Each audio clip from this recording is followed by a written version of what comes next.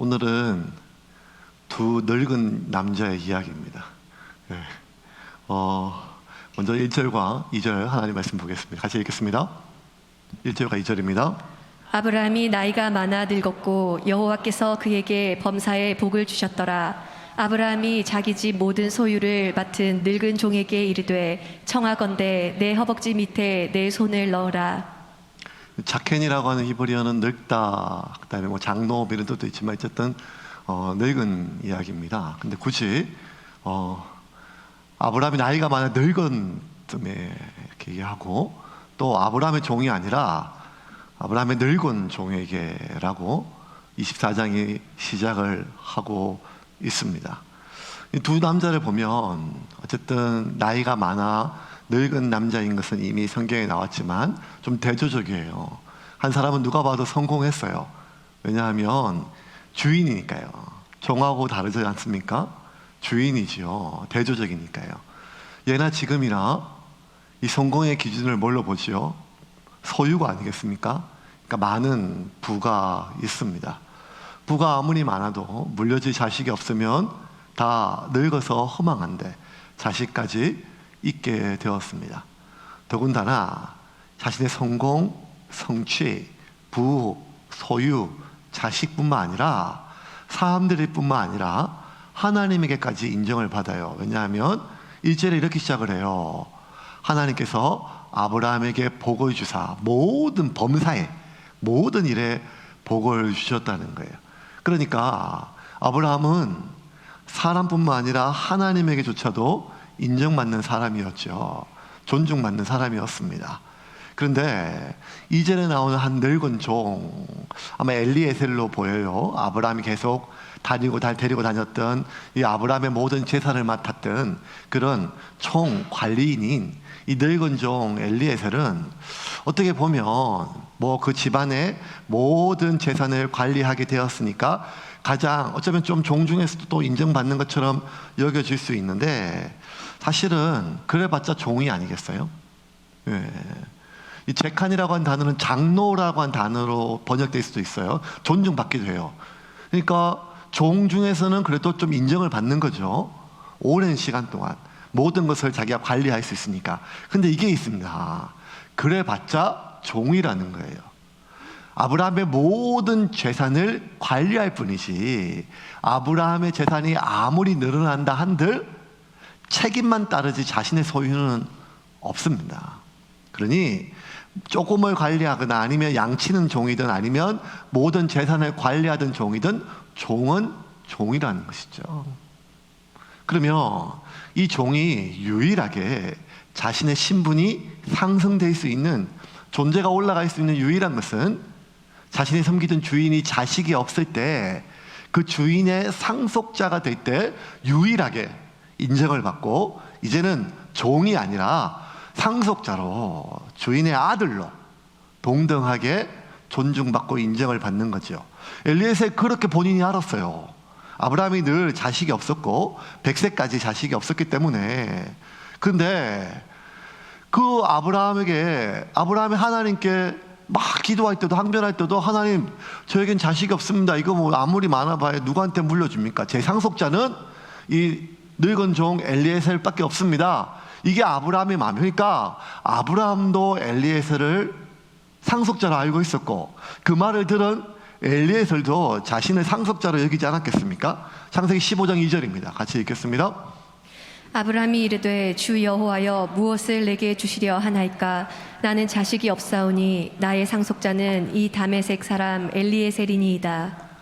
그 종이 주인에게 진짜 그 사람의 종의 쓸모 때문에 쓸모나 능력 때문에 어떤 관리를 맡기는 게 말고, 이게 정말 이 사람이 좋다. 종으로서 유일하게 존중받고 최고로 인정받는 게 뭔가 하면 상속자가 되는 거예요. 그런데 그 기회가 날아갔어요. 정말 오랜 세월을 그렇게 자기가 상속자인 줄 알고 살았는데 이스마엘이 태어나고 더군다나 이삭이 태어났어요. 그리고 이제는 그 이삭의 아내를 구하라고 하는 명을 받고 이 노구를 이끌고 먼 길을 떠나가야 되는 어쨌든 그 주인의 말에 한마디에 죽고 사는 여전히 종이라는 거예요. 그러니 한평생을 참 충성을 다했고 수고했고 노력을 다해서 한때 인정받은 것처럼 보이지만 결과적으로 보면 그래도 아무것도 아닌 결국 한 종에 불과하다는 거예요. 인정받지도 존중받지도 어쩌면 나의 수고에 대해서 그 어떠한 노력에 대한 보상도 없이 이 늙은 몸을 이끌고 주인의 또 다른 주인 아들에게 신부감을 찾기 위해서 머나먼 길을 떠나는 오늘 이 엘리에셀의 이야기는 오늘 우리에게 좀 무언가 하나님이 이 엘리에셀을 통해서 이 늙은 남자를 통해서 늙은 종을 통해서 우리에게 주시는 메시지가 분명히 있습니다. 늙은 남자에 대해 행복이 뭐가 있을까요? 늙은 남자의 행복. 예. 표현이 좀 그래서 늙은 남자 자꾸 이렇게 여러분 오해하시면 안 돼요. 성경에 나와 있는 그대로 늙은 종입니다. 늙은 남자의 행복이라고 하면 사람들은 다 개인의 능력이 다르기 때문에 자신의 능력을 인정받는 건 좀 다르겠지만 그나마 공통적으로 늙은 남자들이 행복은 뭔가 하면 자신의 수고에 대한 인정이에요. 한평생 자신의 그 평생 소처럼 가족을 위해서 또 형제를 위해서 자식을 위해서 그렇게 한평생 수고함에 대한 그 수고에 대한 노력, 그에 대한 인정, 그리고 존중받는 것, 어쩌면 이것이 이 늙은 남자가 누릴 수 있는 복이 아니겠습니까? 그 2016년도에 제가 개척하던 해니까 기억이 나요. 6월 달에 KBS에서 아주 재밌는 다큐멘터리 하나 했어요. 재밌다기보다는 약간 서글픈 다큐멘터리였어요. 그게 뭐였는가 하면 대한민국을 살아가는 중년 남자의 애환에 대한 이야기였어요. 근데 그 제목이요 너무 좀 서글펐어요. 그 제목이 뭐였는가 하면 남자여 늙은 남자여. 이게 다큐멘터리 2016년도 남자여 늙은 남자여. 그러니까 벌써 그거에 대해서 뭐가 확 이렇게 다가오는 이미지가 있잖아. 내용이 뭐 이런 거예요. 그러니까 이 굉장히 빠른 시대의 산업화와 민주화 압축 세대를 지나왔던 사회 속에서 가장 적응이 안 되는 세대가 이 땅에 늙은 남자라고 하는 뭐 그런 중년 이상의 어떤 남자들의 애환에 대한 이야기죠. 그러니까 평생을 가족의 어떤 경제적 필요를 채우는 것을 자신의 유일한 소명으로 그리고 또 유일한 자신의 정체성으로 자부심으로 느끼고 살아왔죠. 왜냐하면 그 이전 세대까지 보면 이 땅이 그렇게 밥을 먹고 풍요로운 시절이 얼마 안 됐었으니까요. 그러니까 이 보릿고개를 막 지나가고 이 산업화를 막 지나가는 이 시기 속에서 아버지가 자녀들 처자식 굶기지만 않으면 굉장히 고마운 존재였거든요. 그러니까 그것이 가족의 경제적 필요를 채우는 것이 유일한 정체성이었던 그런 아버지 세대를 보고 자랐단 말이에요. 자기도 그게 유일한 자신의 이야기죠. 그런데 어느 순간 보니까요, 자기가 지금 살고 있는 거는 자기 아버지, 자기가 본 거는 그거밖에 없는데 어느 순간 돌아보니까 지금 이 남편에게 아버지에게 요구되는 것은 경제력은 당연한 거고 집에 가서 빨래도 해야 되고 수건도 개야 되고 애들 공부도 봐줘야 되고 뭐 이런 것들이, 그래서 경제력은 고마운 게 아니라 그건 당연한 거고 자상해야 되고 소통이 있어야 되고 유머 있어야 되고 제일 기가 막히고 어려운 거는 옆집 남편보다 나아야 된다는 거예요. 그러니까 이게 너무 당황스럽고 어려워져요. 더 어려운 건 뭔가 하면 이전 세대는요, 자신의 경제적 필요만 채워줘도 참 인정받고 존중받았거든요. 그런데 이제 그 경제력을 잃어버렸을 때 자신의 어떤 유일한 어떤 정체성, 자기 효능감, 그게 떨어지고 정체성이 좀 다운됐을 때 그렇게 자신의 필요성을 잘 스스로나 타인으로부터 좀 못 느끼고 사는 약간 서글픈 시기의 삶이 굉장히 짧았어요. 왜냐하면 은퇴하고 곧 죽었으니까요. 통계청 자료를 보니까요, 지금은 남자들 평균 수명이 80이 좀 많이 넘었는데 1980년대 대한민국 남자들 유아 사망률 제외하고 그냥 건강한 남자들의 평균 수명이 61.9세더라고요. 그 남자들이 이렇게 오래 산 지가 얼마 안 됐어요. 그때만 해도 여자들은 70세 가까이 살았어요. 그러니까 61.9세니까 은퇴하고 몇 년 안 있다가 돌아가셨었어요. 그러니까 경제력이 없는 상태에서 무언가 세상을 살아가는 시기가 굉장히 짧았기 때문에 그냥 한평생 아버지 그러면 월급 따박따박 일당 따박따박 갖다 주면 그냥 그게 다 전부였었어요. 대화나 뭐 이런 게 없어도. 그런데 이제는 시대가 바뀌었다는 거죠. 그렇게 경제력은 당연한데 그것을 이상으로 자상하고 따뜻하고 무언가 나아지고 함께 시간을 보내고 이런 많은 것들에 대해서 책임감을 가지게 되고, 그것이 안 되면 경제력과 상관없이 무언가 내가 화자가 있는 듯한 그러한 이미지가 계속 주어지는, 아무리 피땀 흘려서 회사에서 직장에서 내가 인정받아도 집에 가면 아내나 또 애들한테 무언가 내가 좋은 남편이나 좋은 아버지가 아니라고 하는 이 인상 속에서 굉장히 좀 내가 존중받지 못한, 나의 수고에 대해서 존중받지 못한 어려움이 있었어요. 근데 더 어려운 건 뭔가 하면 이제 경제력을 잃고 살아야 되잖아요. 경제력을 잃고 살았을 때 경제력을 잃어버리고 사는 세월이 너무 길어졌어요. 대한민국 남자들은요, 경제력이 내 지갑에 돈이 없는 상태에서 살아가는 법을 잘 모른단 말이에요. 이 지갑에 내 돈 아니면 회사 돈이든 아니면 남의 돈이든 뭐 항상 지갑에 뭐가 있었단 말이에요. 근데 그게 없는 상태에서 세상을 살아가는 법을 잘 모르는데 그게 너무 긴 세월이 되니까 굉장히 어려워졌습니다. 그래서 자신의 평생 일했던 수고에 대해서 인정받지도 못하고 존중받지도 못한 그 섭섭함을 넘어 분노가 많아요. 또 자신의 경제력을 잃어버린 채 이 세상을 살아가야 되는, 또 긴 세월을 살아가야 되는, 돈 없이 살아가야 되는 난감함이 있어요. 어디 가서 밥을 먹더라도 먼저 카드를 꺼내고 내가 돈이 없지 가오가 없냐 하는 그 마음으로 살았는데, 이제는 밥 먹어도 쭈삣쭈삣해지고 여자들은 젊어도 n분의 1 탁 하고 별로 그게 굉장히 아닌데 남자는 그게 너무 어렵거든요. 그럼 차라리 내가 나가지를 말지. 그러니까 경제력을 상실한 채 이 세상을 살아가는 법이 너무 난감한데 너무 길어졌어요. 더군다나 일하지 않고 아침에 출근할 것이 없고 무언가 나의 명함, 일, 직책이 없는 상태에서 시간이 굉장히 많아졌는데 이 많아진 시간을 내가 뭘 하고 살아야 될지에 대해서 잘 몰라요. 유일한 희망은 뭔가 하면 이제 은퇴하고 마누라하고 놀아야지 했는데, 여러분 그건 마누라한테 물어봐야 되죠. 그 다큐멘터리에 이런 내용이 나와요. 어떤 한 아저씨인데요, 굉장히 막 나중에 펑펑 울고 서러워오는데 이 아저씨가 결혼할 때 매일 아내한테 3번 복창한 게 있어요. 복창을 시켰대요. 지금 가면 상상이 안 가는데 뭐 70년대 80년대 그런 있는 거예요. 뭔가 하면 남편은 하늘, 아내는 땅, 이거를 매일 3번씩 아침마다 복창시켰대요. 지금 보면 막 그렇게 말도 안 되죠. 예.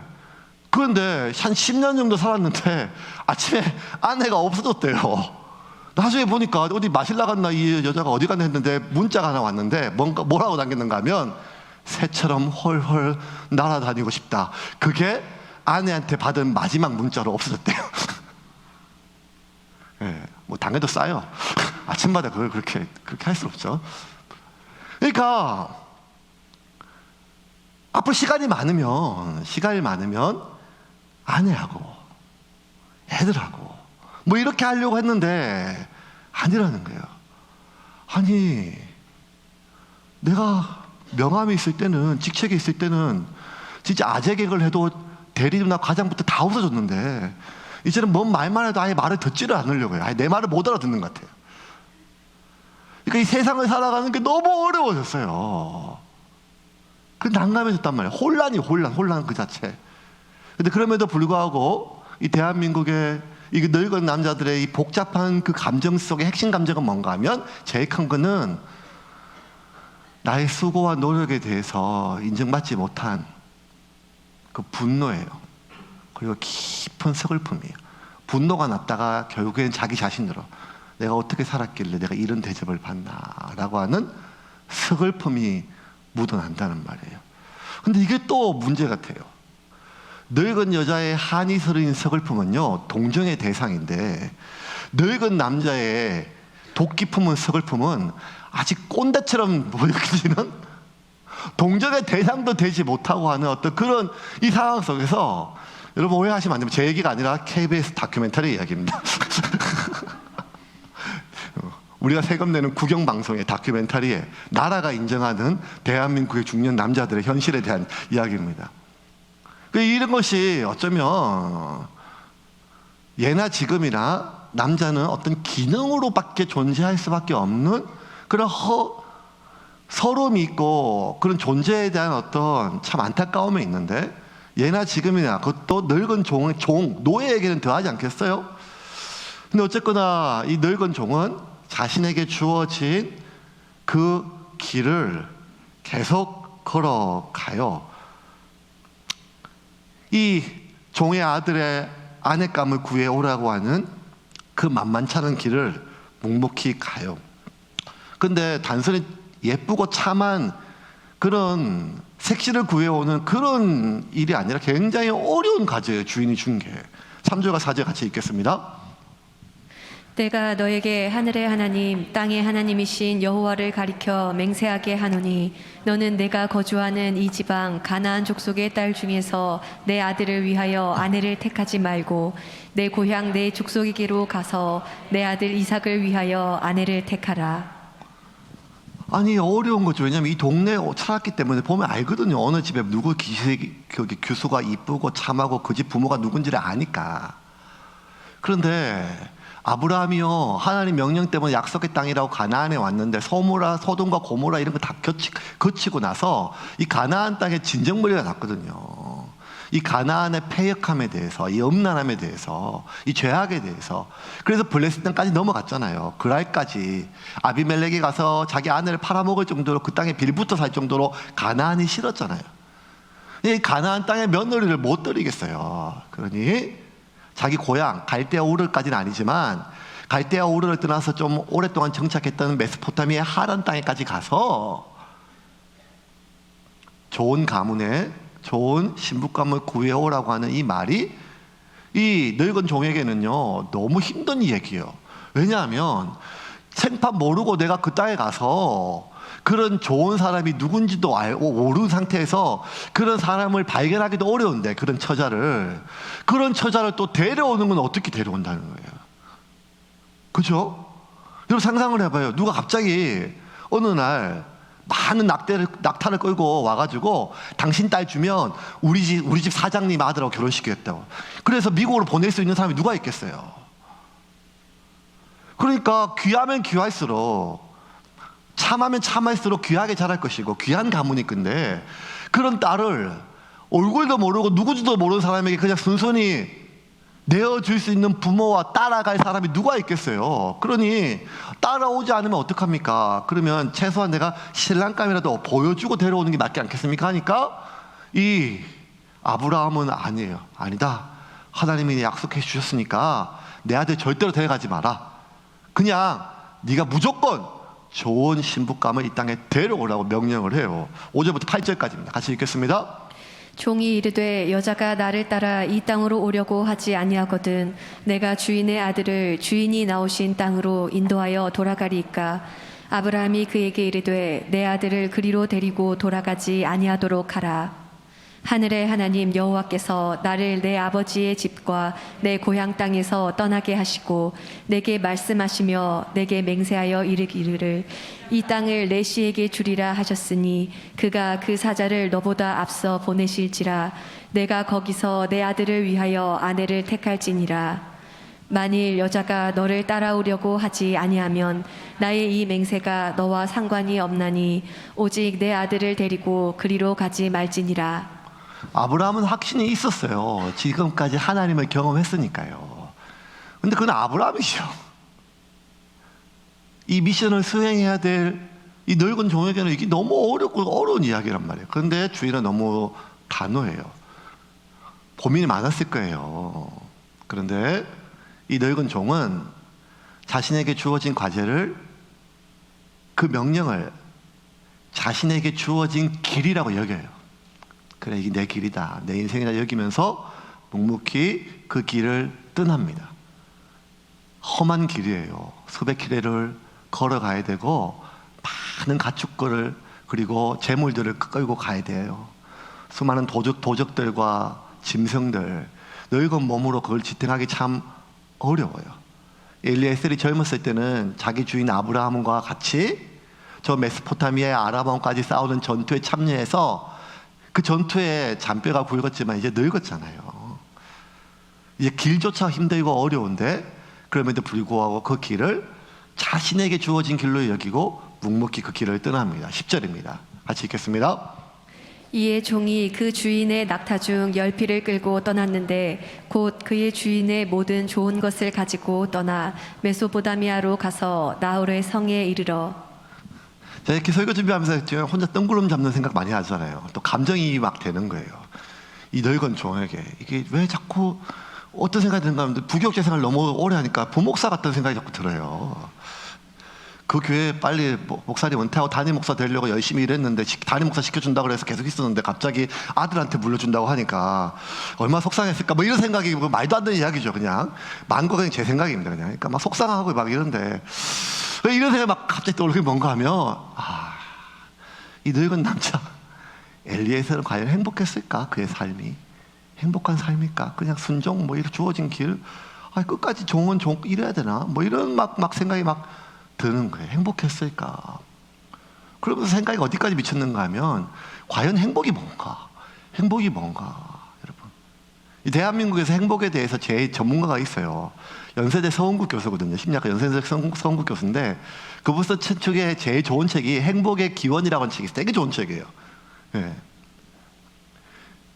그 서은국 교수의 말에 따르면, 그러니까 대한민국에서 뭐 무슨 강연이나 뭐 할 때 행복을 하면 무조건 서은국 교수가 나는데 평생을 자기가 행복에 대해서 배웠고 유학 가서 강의하고 막 했는데 누가 이렇게 강의할 때 이렇게 물어요.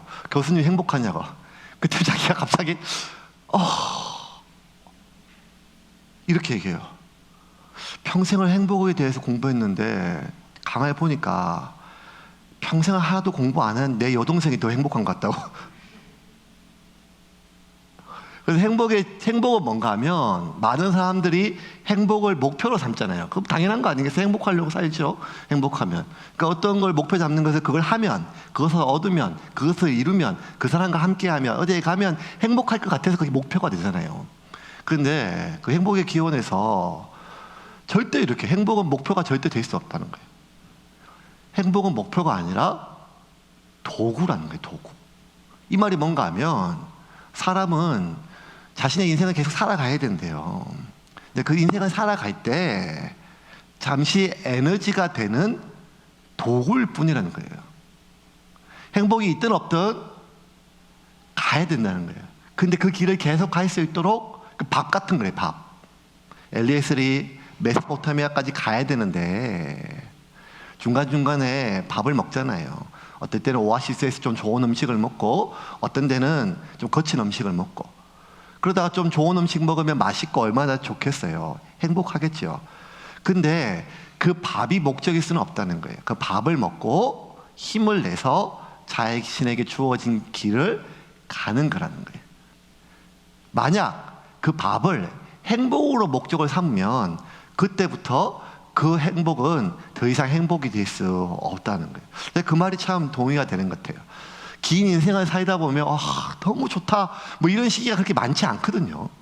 그냥 소소한 일상들. 우리가 지난주 아내의 무덤 막벨라 굴에 아내를 위이는 그런 아브라함의 그 마지막 늙은 남자의 눈물을 보면서 결국 인생의 행복이라고 하는 것은 큰 강도가 아니라 빈도다. 빈도.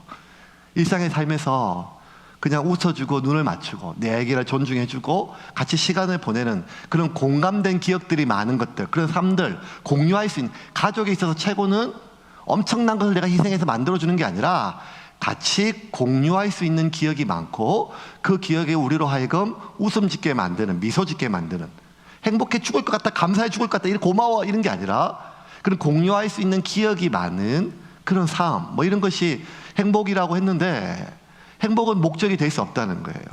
자신에게 주어진 그 인생의 길을 가기 위한 에너지원, 중간중간에 나에게 주는 도구에 불과하다는 거예요. 저는 그 말에 동의가 됩니다. 엘리에셀은 자신에게 주어진 길을 계속 가요. 계속 가면서 자신에게 주어진 그 과제를 자신의 길로 여기고 묵묵히 가요. 그러면서 하나님께 이렇게 기도해요. 12절 같이 읽겠습니다. 그가 이르되 우리 주인 아브라함의 하나님 여호와여, 원하건대 오늘 나에게 순조롭게 만나게 하사 내 주인 아브라함에게 은혜를 베푸시옵소서.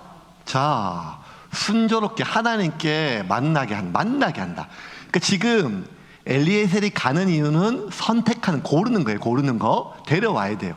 선택해야 되잖아요. 뭐 이쁘고 참하고 그다음에 정결하고 그 믿음과 뭐 이런 거 다 이런 골라야 돼요. 그죠?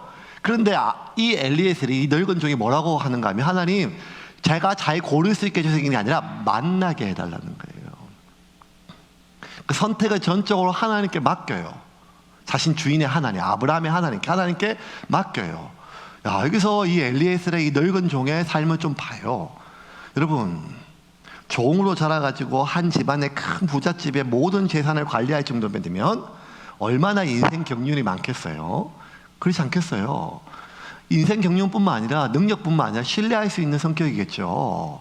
산전수전 다 겪었단 말이에요. 수많은 종들도 보고, 그냥 아브라함이 한 곳에 진덕이 산 게 아니라 수많은 대륙들을, 나라들을 왔다 갔다 하고 민족과 싸우고 왕들과 싸우고 뭐 이런 거 다 했단 말이에요. 그러면 그걸 다 겪었던 엘리에셀은 얼마나 많은 인생의 경륜이 있겠어요. 사람이 보인단 말이에요. 더군다나 자신의 주인이 있던 아브라함이 얼마나 비급해지는 모습까지 보고, 또 자기의 아들 하나밖에 없는 이삭을 하나님께 바치는 그 장면부터 이 모든 것들, 이 사람이 어떻게 하나님의 믿음이 무엇인가 뭐 이런 걸 다 봤단 말이에요. 그러니까 엘리에셀은 정말 어떤 사람인가 하면 사람을 볼 줄 안다는 거예요. 한 보면 엘리에셀만 그래요. 여러분도 그렇잖아요. 딱 보면 알잖아요. 예. 여러분도 저 딱 처음 교회 와서 저 딱 보는 순간 알았잖아요. 혀가 짧구나. 저 양반 혀가 짧네. 아니, 그러면 자기가 좋은 사람을 파악이 되고, 한번 봐도 파악이 되고 눈에 다 보이는데도 결국 자신이 선택하지 않고 하나님의 선택을 자신이 잘 발견할 수 있도록 도와달라는 거예요. 그러니까 전적으로 그 삶의 연륜이 쌓일수록, 경험이 많을수록 고집이 깊어지고 주관이 깊어지는데 그게 아니라는 거예요. 하나님의 뜻이 무엇인지, 그게 그의 겸손이라는 거예요. 근데 성경을 읽어보면 하나님이 귀하게 쓰셨던 많은 사람들의 한결같은 가장 공통적인 태도가 뭔가 하면, 어떤 사람은 지혜로워서, 어떤 사람은 용감해서, 어떤 사람은 믿음이 좋아서 있지만 그 모든 사람의 공통적인 것 하나만 뽑으라 하면 겸손이었어요. 그래서 다윗은 시편 121편에 이렇게 고백해요. 115편 11절 같이 읽겠습니다.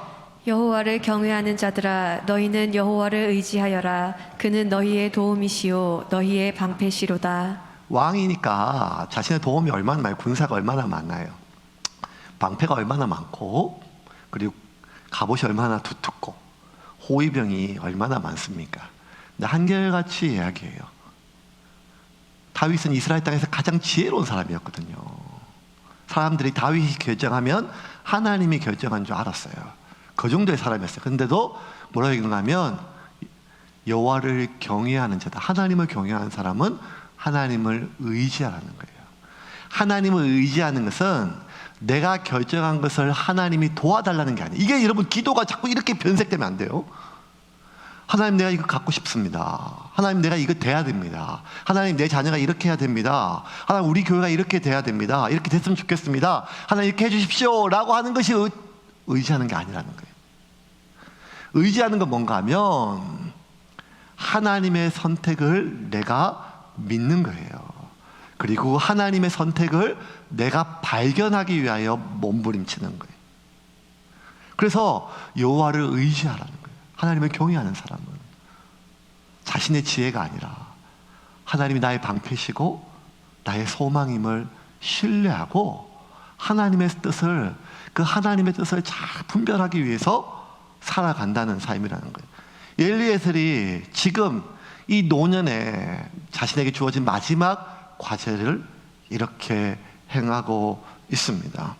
그런 가운데 엘리에셀이 이렇게 기도해요. 하나님, 내가 이 좋은 성읍에 도착했는데 우물에 가서 누구든지 나에게 먼저 우물물을 마시게 하고 그리고 내 낙타까지 물어주면 그 처녀가 하나님이 예비하신 이 이삭의 아내로 알겠습니다 라고 기도했는데 마침 그런 처녀를 만나요.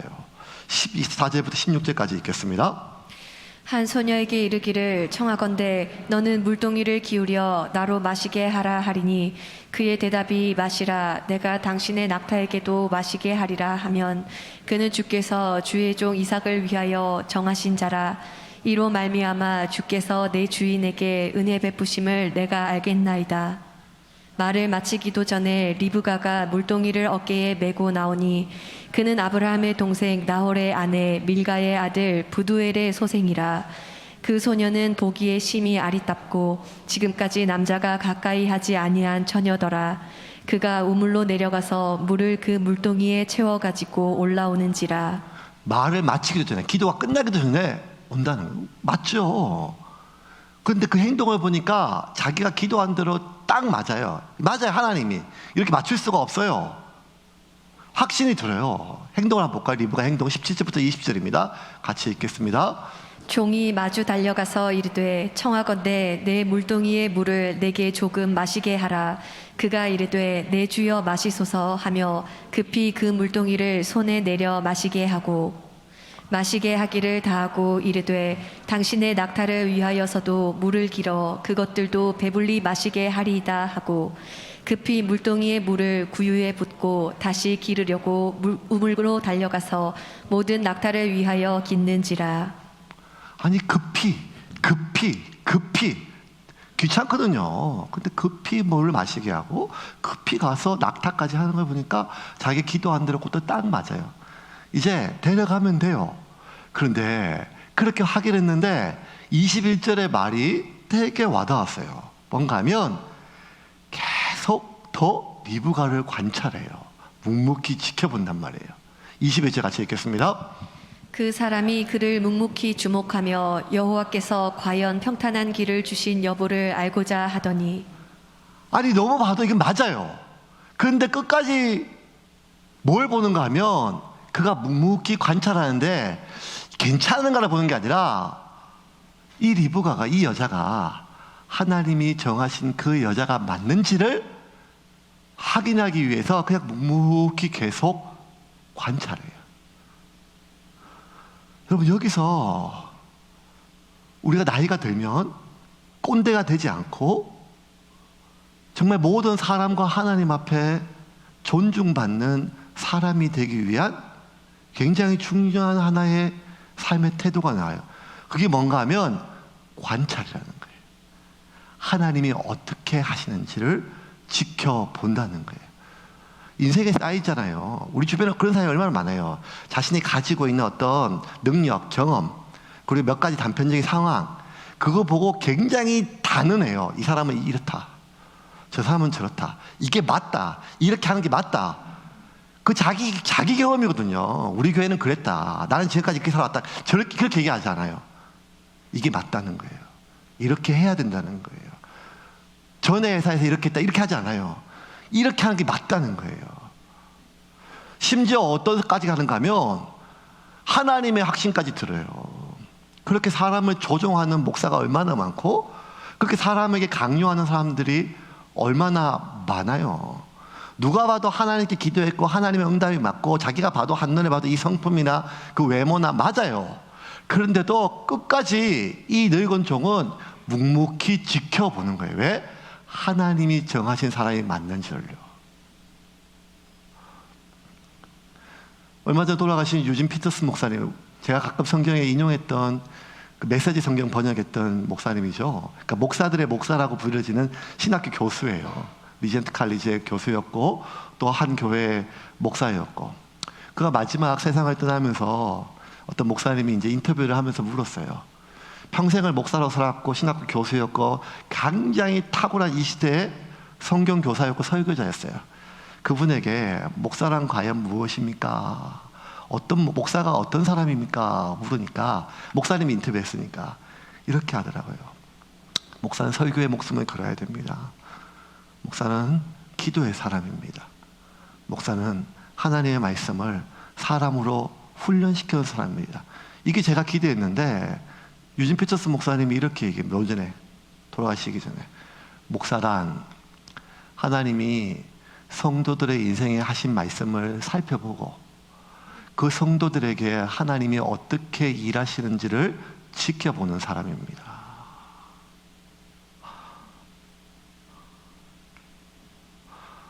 지켜보는 사람이래요. 이 시대에 살았던 최고의 성경 교사였고 훈련가였고 신학교 교수였고 타고난 영성가였는데, 사람을 훈련하거나 설교하거나 그게 아니라 하나님이 그들에게 하시는 말씀이 어떤 말씀인지를 살펴보고 하나님이 그들에게 행하시는 일을 지켜본다는 거예요. 세상에서 제일 힘든 게 지켜보는 거예요.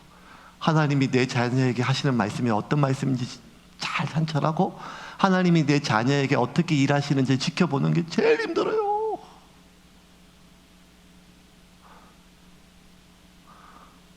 저는 이 말씀을 계속 가슴에 있는데, 계속 제가 기도할 때 감사가 많이 나와요. 감사가 많이 나와요. 그냥 개척했고 순적하게 여기까지 왔고 부흥하고 이런 걸 넘어가지고 감사가 참 많아요. 이미 폐기 처분돼 마땅한데 하나님 다시 부르셔서 목회하게 하시고, 안 그랬으면 지금쯤 제주 중문 월평에서 게스트하우스 하고 있었을 건데, 아니면 밀감농사 지고 있었을 건데, 하나님께서 뭐 이런 생각을 하고 있는데 목사님들이 계속 와가지고 물어봐요. 개척하시고 또 개척하려고 하는 목사님 비결이 뭐냐고, 뭐가 뭐냐고. 제가 한결같이 얘기를 해요. 좋은 분들이 많이 오셨다. 좋은 분들이 많이 오셨다. 아니 이거 외에는 제가 설명할 길이 없어요. 좋은 분들이 많이 왔어요. 제가 전도한 분도 아니고 지금도 매주마다 제가 모르는 분들이 오시잖아요. 좋은 분들이 너무 많이 오세요. 그 중에 제가 감사한 게 뭔가 하면 다 다른 교회에서 오셨죠. 그 교회에서 다 의사결정하고 오셨단 말이에요. 그러면 교회가 어떻게 가야 될지 다 아세요. 평생의 경험이 막말로 다 교회에서 잔뼈가 굵으신 분들이에요. 젊은 목사보다 훨씬 더 교회를 잘 알아요. 어떻게 해야 될지. 그런데 목사하고 의견이 안 맞을 수도 있죠. 생각이 다를 수도 있어요. 대부분은 자기 생각도 잘 얘기 안 해요. 하지만 또 어떤 고마운 분들은 자기 얘기를 해주세요. 그런데 마지막 의견이 뭐가 안 맞으면 항상 이렇게, 누구도 다 예외가 없어서 항상 이렇게 해주세요. 목사님이 결정한 대로 가야 됩니다.